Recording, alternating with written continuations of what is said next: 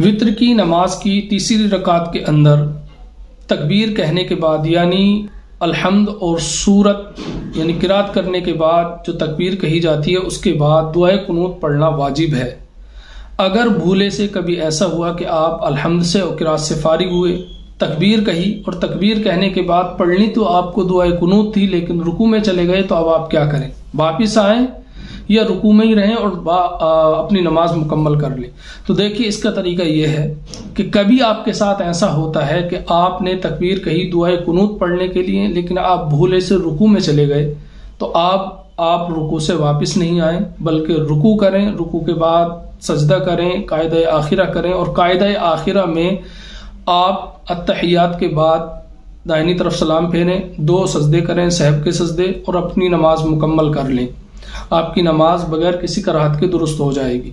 کیونکہ وطر کی نماز کے اندر تیسری رکعت میں الحمد اور قرات سے فارغ ہونے کے بعد تکبیر کہہ کر دعائے قنوت پڑھنا یہ واجب ہوتا ہے،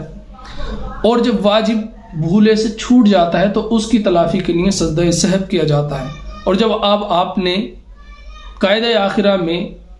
اتحیات کے بعد سلام پھیر کے سجدہ سہو کر لیا تو اب آپ کی نماز بغیر کسی کراہت کے درست ہو گئی۔ لیکن اس کے برخلاف اگر آپ ایسا کرتے ہیں کہ آپ